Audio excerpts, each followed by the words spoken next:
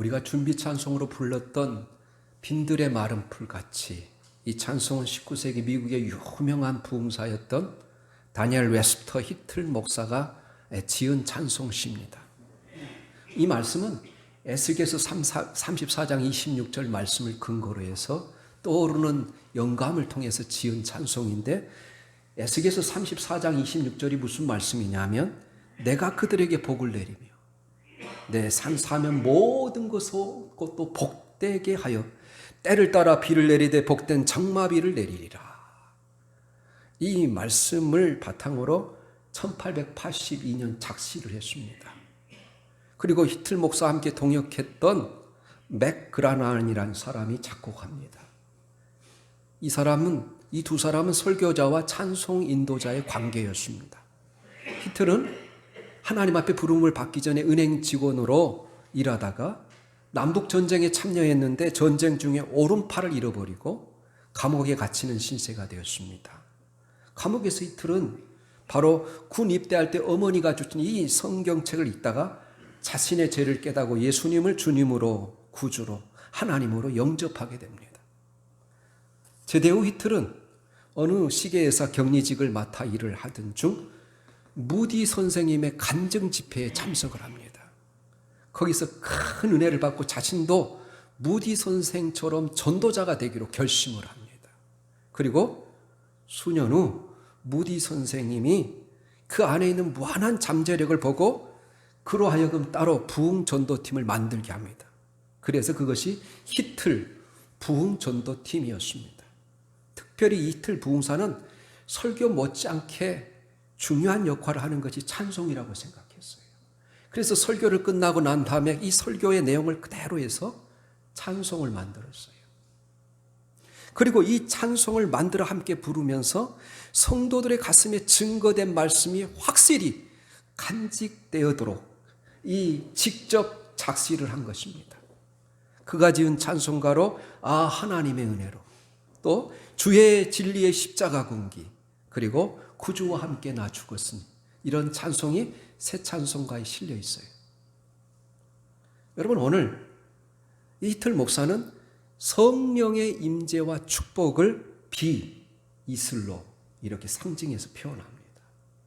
그리고 빈들의 마른 풀, 메마른 땅 등은 목마른 사람, 하나님의 은혜를 갈구하는 사람을 상징으로 이렇게 표현해요. 여러분, 사슴이 시냇물을 찾아 헤매듯이, 또 어린 나이가 어머니 젖을 사모하듯이 성령의 은혜를 사모하는 이 시인의 간절한 심령, 우리가 또 오늘 성령 강림주를 맞이해서 성령의 충만함을 갈망하는 저와 여러분이 되기를 예수님의 이름으로 축원합니다. 사모하는 사람에게 성령을 주셔요. 사랑하는 교회 여러분, 사모하는 영혼을 만족하게 하시고 줄이고 갈급한 심령을 좋은 곳으로 채워주시기를 기뻐하시는 하나님 아버지께서 우리에게 성령으로 충만하게 채워주시기를 원합니다. 오늘 2절 가사처럼 여러분의 영혼이 성령의 충만하게 기쁨으로 춤추시기를 원합니다. 성령의 담비, 은혜의 담비가 우리 영혼 속에 촉촉히 내려서 여러분의 영혼이 소생함을 받고 강건함을 얻고 죄를 이기며 세상을 이기며 그리고 마귀를 정복할 수 있기를 예수님의 이름으로 축원합니다. 여러분, 어떤 사람에게 성령을 주시겠다고 약속할까요? 여러분 안에 성령이 충만하면 세상을 이길 수 있어요. 여러분 안에 성령이 충만하면 그 기쁨으로 말미암아 어떤 어려움과 두려움도 이겨낼 수 있어요. 그런데 어떤 사람에게 성령을 충만히 부어주신다고 말씀하실까요? 우리 주님이 누가복음 11장 13절에 이렇게 말해요. 너희가 악할지라도 자식에게 좋은 것을 줄 알거든 너희 하늘 아버지께서 구하는 자에게 성령을 주시지 않겠느냐. 그래. 구하는 자에게, 사모하는 영혼에게 성령을 주신다는 거예요. 그래서 여러분, 예수님의 제자들이 주님이 승천하면서 그들에게 주셨던 그 말씀을 붙잡고 약속의 말씀, 주님의 제자들이 다 남아서 성령이 임할 때까지 간절히 구하고 기도했어요. 그래서 10일째 되는 날 예수님이 승천하시고 40일 동안 부활하신 주님이 제자들에게 나타나시고 10일이 지난 오순절 날 성령이 강력하게 임하죠. 그날이 오늘인 거예요. 이 성령이 충만하게 임하자 예수님의 제자들이 권능을 받고 세상을 뒤집어 엎는 놀라운 사역자로 변하게 되죠. 여러분, 우리가 그래서 성령의 충만함을 사모하고 간구할 수 있기를 바랍니다. 여러분, 찬송가 180 아까 3장부터 시작해서 여러분 195장까지 성령 하나님이 어떤 하나님인지를 잘 보여주고 있어요. 우리는 성령님 그러면 부흥사들에게 너무나 말씀을 많이 들어서 어떤 불이 팍 임해서 놀라운 어떤 기적이 일어나는 것만 생각하는데, 성령 하나님은 우리의 일상의 사소한 일에서부터 함께 하시는 하나님이라는 거예요. 우리의 인격을 변화시키고 우리의 진리의 말씀 가운데 사로잡히게 하고 우리 주님을 닮아갈 수 있도록 하시는 영, 그 하나님이 성령 하나님이라는 것을 우리가 찬송을 통해서 알 수 있어요. 저는 지난 한 주 동안 이 성령에 관한 찬송을 매일매일 부르면서 성령님이 이런 분이셨구나 라는 생각을 다시 하게 됐어요. 철저히 성령 하나님은 우리가 생각하는 그런 하나님이 아니에요. 오늘 본문에 나온 주인공 이삭은 우리가 성경에서 그의 삶을 관찰해 보면 두드러지는 업적이 없어요. 창세기 26장, 27장에만 이삭의 생애에 대한 일들을 기록하고 있어요. 특별히 뭘 했다는 기록도 없고 에피소드도 없고 드라마틱한 어떤 사건도 없어요. 성경에 나타난 이삭의 행적 가운데 그가 열심히 한 것은 딱 하나 있었는데 우물을 판 것이었어요. 그는 우물을 열심히 팠던 것 같습니다. 본문의 26장 18절에도 그 아비 아브라함 때 팠던 우물을 다시 팠다고 기록되어 있고, 21절에 또 다른 우물을 팠다고 그랬고, 22절에도 거기서 옮겨 우물을 팠더니, 이 우물을 팠다는 이야기가 7번이나 나와요. 그런데 여러분 생각해 보세요. 성령을 표현할 때 성경은 다 물로 표현해요. 우리는 어쩌면 이 이삭처럼 우물을 파는 인생이 돼야 돼요. 하늘의 우물을 파는 인생. 너희가 물과 성령으로 거듭나지 아니하면 나를 믿는 자는 그 배에서 생수의 강이 흘러나리라. 다 성령을 물로 표현하잖아요. 우리가 그런데 오늘 이삭의 생애를 우습게 여기면 안 됩니다. 여러분, 사막지대에서 건조한 기후와 부족한 강우량이 여러분 항상 있어서 물이 부족한 이 팔레스타인 지역에서 물은 얼마나 소중하죠. 물은 어느 장소에나 누구에게나 가장 필요한 것이었어요. 물은 생명줄이었고 물은 돈줄이었어요. 물보다 더 중요한 것이 없었어요. 특별히 그의 가족과 종들, 수많은 양떼와 소떼를 소유하고 있었던 이삭에게는 매우 중요한 것이었어요. 여러분, 이 시대가 어느 시대냐? 청동기 시대예요. 여러분, 청동기 시대 상상해 보셨어요? 이 족장 시대는 청동기 시대, 철기 시대도 아니고 연장과 도구가 발달되지 않는 시대에 우물을 파는데 우물을 파는 곳마다 물이 솟아나왔다는 하나님의 역사 없이는 불가능한 거예요. 팔레스타인 지역에는 우물을 파는 것도 쉽지도 않고 이 메마른 사막지대에 우물을 발견하는 것도 어려운 일이에요. 그런데 이 이삭과 이삭의 종들이 가는 곳마다 우물을 팠고 우물이 솟아났다는 것은 하나님의 놀라운 인도하심입니다. 그런데 생각해 보세요. 우물을 파면 메아버립니다. 방해해버립니다. 우물을 빼앗아버립니다. 누가요? 바로 그랄 지역의 사람들이, 블레셋 사람들이 우물을 다 그렇게 빼앗아버려요. 그럼에도 불구하고 포기하지 않고 열심히 우물을 팠다는 것은 오늘날의 언어로 표현하면 그는 성실한 삶을 살았다는 거예요. 우리는 때로 어떤 스릴이 있고 드라마 같은 그런 신앙생활에 어떤 의미를 찾으려고 하지만 사실 우리 하나님은 평범한 우리의 일상의 삶 가운데 함께 하시는 하나님이에요. 일상의 한복판에서 하나님께서 저와 여러분을 만나주시고 거기서 하나님의 뜻을 이루어 가신다면 어떻게 하시겠습니까? 그의 아버지 아브라함과 같은 삶을 산 것도 아니고 그의 아들 야곱같이 파란만장한 삶을 산 것도 아니에요. 이삭은 매우 평범하고 순탄한 삶을 살았어요. 하지만 성경은 하나님은 특별한 사람들과만 함께 하시는 것이 아니라 평범한 사람들의 일상적인 삶 가운데도 하나님이 특별하게 임재하시고 함께할 수 있다는 교훈을 이삭을 통해서 우리에게 주시는 거예요. 평범하지만 성실했던 믿음의 사람 이삭, 그의 일상적인 우물파기의 삶을 통해서 우리는 이삭이 어떤 사람이었는지 한번 살펴보고자 하는 거예요. 첫째로 이삭은 인내의 복을 누린 사람입니다. 그는 성실함으로 하나님의 놀라운 축복을 경험했어요. 물질적인 축복이 쏟아졌어요. 오늘 12절은 여러분 그가 그의 농사를 지었더니 100배의 수확을 얻었다 그래요. 이 100배라는 것은 우리가 그랄 사람에 비해서 100배를 얻었다는 그런 뜻이 아니에요. 그랄 사람들이 씨를 뿌렸을 때 여러분 한 25%, 50%를 얻었다면 여러분 한 두세 배 더 많이 얻었다는 거예요. 그것을 성경적인 표현으로 이렇게 한 거예요. 그래서 그가 여러분 목축업을 하는 사람인데 처음 농사를 지었는데 그 농사가 풍년이 들었어요. 목축업뿐만 아니라 농사에도 하나님께서 함께 하심으로 거부가 되었다. 큰 부자가 되었다. 이런 축복만을 누린 것이 아니라 이 축복을 누리게 되니까 그랄 사람들이 시기했어요. 질투했어요. 특별히 그가 거하고 있던 블레셋 지역이 사람들의 시기를 받게 된 것입니다. 그래서 오늘 15절에 보면 그 아버지 아브라함 때 그 아버지의 종들이 판 모든 우물을 막고 흙으로 메웠더라. 이렇게 돼.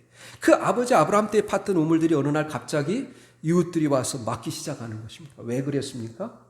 14절에 양과 소가 떼를 이루고 종이 심히 많으므로 블레셋 사람이 그를 시기했다 그래요. 어쩌면 블레셋 사람들은 이삭 때문에 복을 받은 사람입니다.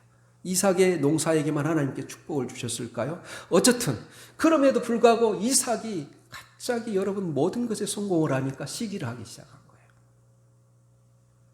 이 사건은 어떻게 전개되냐면 20절에 가보면 그랄 목자들과 이삭의 목자들이 다투었다 그렇게 돼 있어요. 그래서 이삭이 그 우물 이름을 에색이라 했다. 그 다음에도 또 우물을 팠는데 21절에 더 크게 다투었어요. 그 우물을 신나라 그랬어요.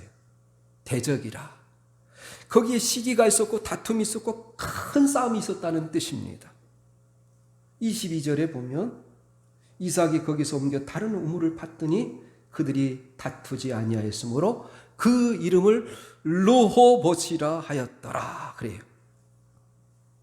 여러분 이삭이 우물을 파면 와서 메어 먹고 또 다른 곳에 우물을 파면 또 메어 버립니다.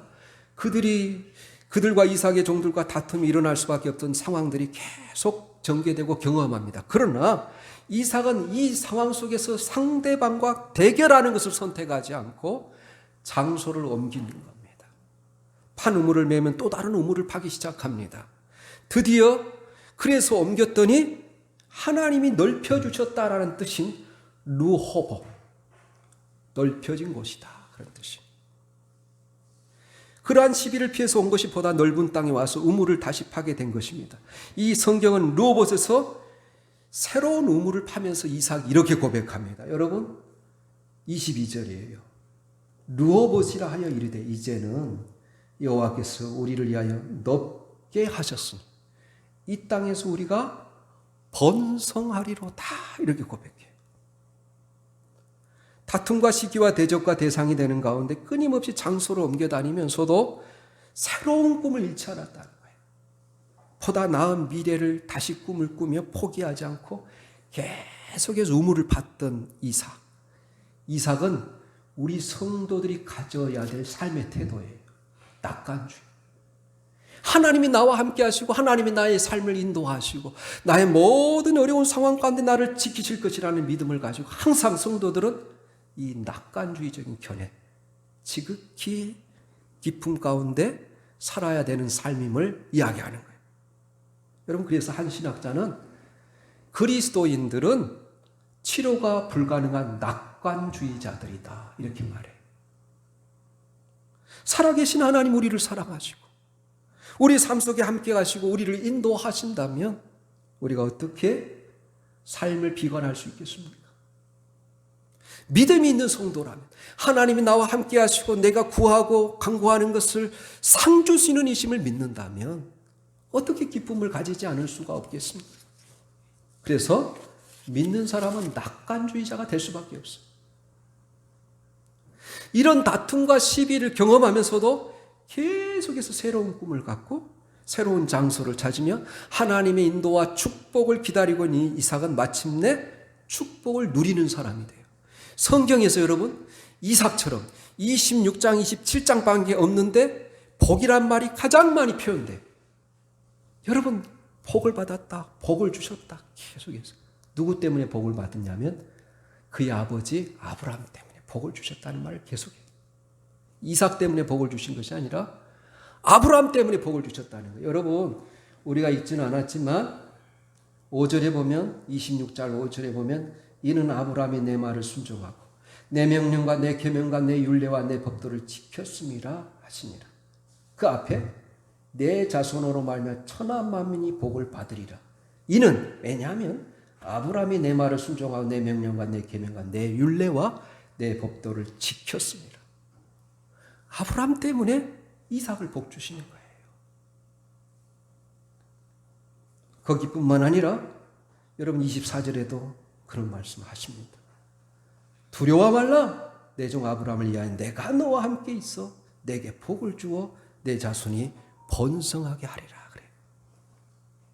그래서 우리가 가져야 될 생각은 뭐냐면 우리가 하나님을 잘 믿게 되면 하나님이 반드시 우리와 우리 자녀들을 복 주신다는 사실을 믿으시기를 바랍니다. 네. 아브라함 때문에 계속 복을 주셨다는 거예요. 그래서 아브라함 때문에 그 인생을 평범하게 살았지만 하나님의 늘 함께 하심을 경험한 사람이 누구냐? 이삭이에요.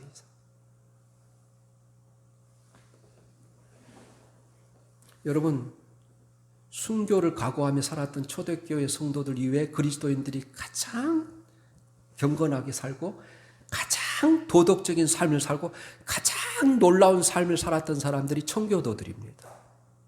그들은 신앙 때문에 수많은 박해를 받아요. 그렇지만 그들의 믿음은 흔들림이 없었어요. 그들은 언제나 신실하고 뜨거웠어요. 그들에게 신앙 고백 한 가지가 있습니다. 그건 뭐냐면 가장 좋은 것은 아직 오지 않았습니다. 이런 고백이에요. 그래서 청교도들은 서로 만날 때마다 어떤 인사를 하냐면 가장 좋은 것은 아직 오지 않았습니다. 이런 인사를 해요. 우리 한번 같이 인사해 볼까요? 가장 좋은 것은 아직 오지 않았습니다. 옆에 사람하고 가장 좋은 것은 아직 오지 않았습니다. 이 말은 앞으로 더 좋은 일이 올 거라는 거예요. 믿습니까? 믿음이 무엇입니까? 하나님에 대한 기대예요.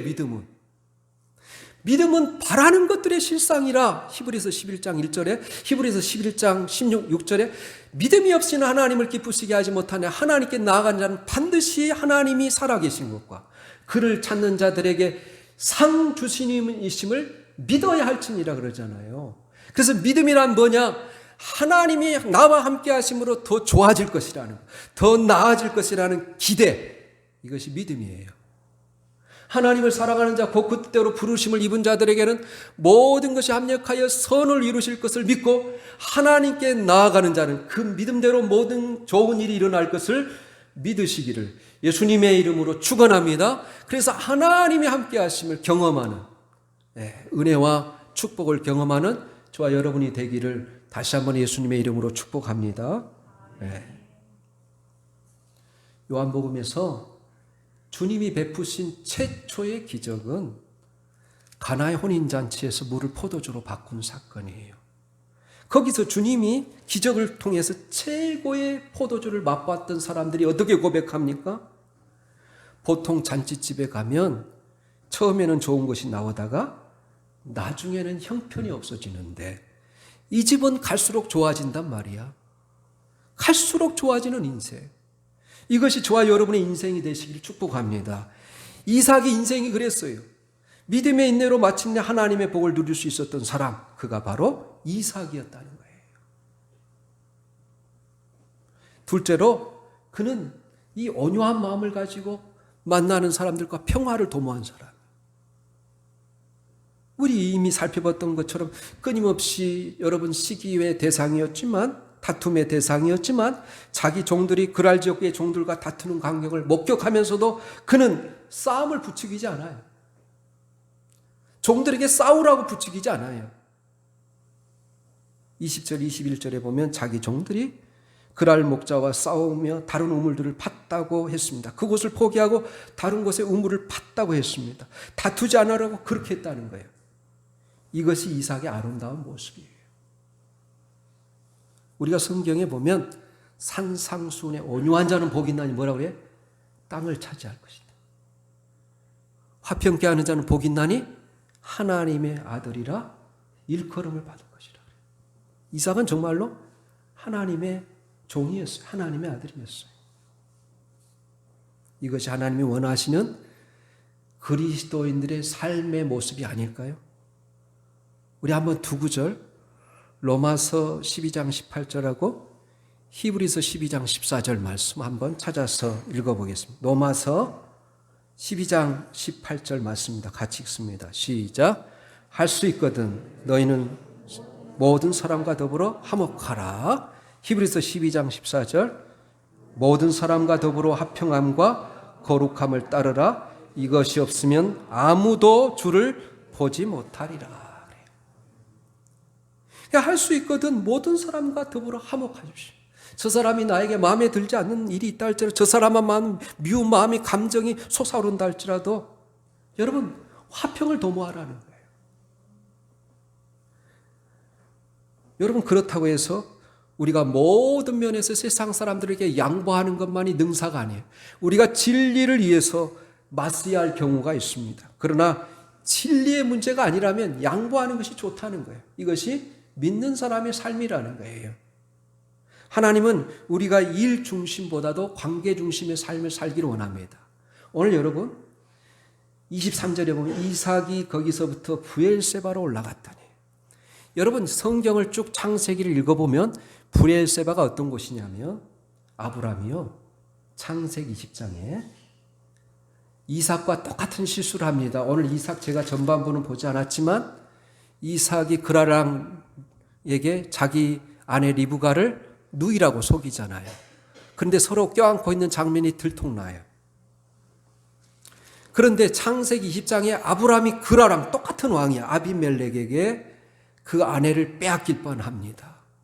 그런데 여러분 이 태가 아이를 잉태하는 그 태들이 막힘으로 말미암아 아브라함의 축복을 받지 않으면 여러분 그 저주가 풀리지 않는 거예요. 그래서 아브라함을 보내면서 평화의 조약을 맺어요. 누가? 아비멜렉이. 아비멜렉이 평화의 조약을 맺어요. 그래서 아브라함이 머물렀던 곳이 어디냐? 브엘세바예요. 브엘세바에서 죽을 때까지 머뭅니다. 브엘세바에서 생명을 다할 때까지 브엘세바에 머물러요. 이 브엘세바는 어떤 것이냐면 아브라함과 그 아들 이삭이 하나님을 체험했고 하나님을 같이 공유했던 장소예요. 그래서 이 브엘세바로 올라왔다는 것은 이 아브라함이 이삭이 여러분 한쪽 발은 세상에 두고 한쪽 발은 하나님께 두었던 삶. 그래서 하나님 보고라도 사람을 또 두려워해서 그 안에 여러분 리브가를 누이라고 속였지만 이 브엘세바로 왔다는 것은 하나님과의 관계가 회복되는 걸 의미해요. 그래서 여러분 26장 브엘세바에 오자마자 여러분 23절 24절에 보면 이삭이 거기서부터 브엘세바로 올라갔더니 그 밤에 여호와께서 그에게 나타나 이르시되 나는 내 아버지 아브라함의 하나님이니 두려워하지 말라. 내 종 아브라함을 위하여 내가 너와 함께 있어 내게 복을 주어 내 자손이 번성하게 하리라. 그래요. 바로 이런 곳이 브엘세바예요. 여러분 우리 믿는 사람들에게 있어서 다른 사람들과 관계는 너무너무 중요합니다. 관계를 잘하는 것이 전도예요. 관계를 잘하는 것이 우리가 믿는 사람의 모습이에요. 그 관계를 해치지 않는 범위에서 우리가 교회에 봉사하고 하나님을 섬겨야 되는 것입니다. 이삭은 이를 성취하는 것 이상으로 관계의 보존이 더 중요하다고 생각했어요. 그래서 그는 평화를 추구합니다. 평화를 추구한 이삭이 마침내 어떤 결과를 가져옵니까? 여러분 26절이에요. 26절 아비멜렉이 그 친구 아우삭과 군대장관 비고가 더불어 그랄에서부터 이삭에게 온지라. 이삭을 쫓아내서 16절에 보면 우리가 아까 읽었던 것처럼 아비멜렉이 이삭에게 이르되 네가 우리보다 크게 강성한 즉 우리를 떠나라. 그래서 이삭이 여러분 이 성읍 도시 가까이에 살다가 그랄 골짜기로 피했어요. 그런데 지금 누가 찾아왔어요? 이 이삭을 쫓아냈던 아비멜렉이 찾아와서 뭐라고 말하냐면 27절 28절에 이삭이 그들에게 이르되 너희가 나를 미워하여 나에게 너희를 떠나게 하였거늘 어찌하여 내게 왔느냐. 그러니까 28절에 너무너무 중요한 말이에요. 그들이 이르되 여호와께서 너와 함께 계심을 우리가 분명히 보았으므로 우리의 사이 곧 우리와 너 사이에 맹세하여 너와 계약을 맺으리라. 그러면서 평화의 조약을 맺는 거예요. 여러분 생각해 보세요. 한계 일개 왕이 여러분 부족의 대표인 아브라함에게 와서 평화의 조약을 맺는데 뭐라고 고백하냐면 내가 분명히 하나님이 너와 함께 하시는 것을 보았다. 그러면서 29절에 여호와께서 너는 복을 받은 자라 이렇게 말해요. 여호와께 복을 받은 자라 이렇게 말해요. 여러분 우리 믿는 사람들이 이런 말을 들어야 돼요. 세상의 사람들로 하여금 내가 가만 보니까 너는 정말로 하나님 함께 하신다. 하나님께 복 받은 자다. 이렇게 고백을 들을 수 있기를 예수님의 이름으로 응원합니다. 이삭이 그런 사람이에요. 어쨌든. 그래서 이삭은 평화를 도모한 사람이었다는 거예요. 우리 신앙 선조인 우리가 이삭의 발자취를 따라 저와 여러분이 한평생 하나님과 평화를 추구하고 이웃과 화목을 도모하며 만들어가는 사람들이 되시기를 주의 이름으로 축복합니다. 셋째로 감사의 제단을 쌓은 사람이었어요. 25절에 보면 이삭이 그곳에 제단을 쌓고 여호와의 이름을 부르며 거기 장막을 쳤더니 이삭이 종들이 거기서도 우물을 팠더라. 그 이후에도 계속 우물을 팠다는 이야기가 나와요. 여러분 창세기 12장에 보면 그 아버지 아브람은 가는 곳마다 장막을 치고 제단을 쌓았다. 단을 쌓았단 말이 뭐예요? 예배를 드렸다는 거예요. 근데 이삭의 생애 가운데 왜 이제야 단을 쌓았을까요? 저는 이것이 아브람이 그 아들 이삭을 드렸을 때 그가 번제물로 드려진 이 사건이 트라우마로 작용하지 않았을까라는 생각이 들어요. 어쨌든 이삭이 이제야 단을 쌓지 않았습니까? 이런 의문점이 들 수 있습니다. 어쨌든 이삭은 마침내 제단을 쌓았어요. 아버지의 그 좋은 영향을 받고 이 아들의 생애 속에 드러난 놀라운 축복의 장면이에요. 그래서 아들 이삭이 왜 제단을 쌓습니까? 하나님께서 함께 하신 것을 보고 감사의 제단을 쌓는 거예요. 여러분 우리가 자식들을 키워보면서 부모들의 기대만큼 자식들의 신앙이 또 자식들의 삶이 풀려지 않을 때 우리가 절대로 좌절하지 마십시오. 언젠가 그 자식들이 부모를 생각하고 부모의 신앙의 습관을 회복하는 날이 올 것입니다. 그래서 여러분 우리가 진실로 하나님을 신실하게 믿고 살아가는 모습을 보면 그들도 언젠가 하나님을 잘 섬기는 그러한 사람들로 설 줄로 믿으시길 바랍니다. 이 사건을 기점으로 이삭의 나머지 인생은 아주 멋지고 아름다운 인생이었어요. 갈수록 아름다운 인생. 아브라함도 아내가 여러 명이었고 야곱도 아내가 여러 명이었지만 이삭은 오직 한 여인 리브가만을 사랑해요. 마지막에 아름다웠던 인생. 그것이 바로 이삭의 생애였어요. 그는 평범했지만 성실하게 인생을 살았어요. 우물을 파면서 이웃의 시기와 방해를 받았습니다. 여러분 어려움을 당했어요. 하지만 포기하지 않았어요. 이삭은 믿음으로 인내하고 평화를 추구하고 감사할 줄 알았기 때문에 마침내 주님 앞에 아름다운 황혼의 삶을 살 수 있었어요. 이런 이삭의 행적이 저와 여러분의 삶의 행적이 될 수 있기를 예수님의 이름으로 축원합니다. 아멘. 주님, 우리의 일상 속에서 하나님의 은혜를 경험하며 지치지 않는 발걸음으로 주와 더불어 동행하는 당신의 백성들이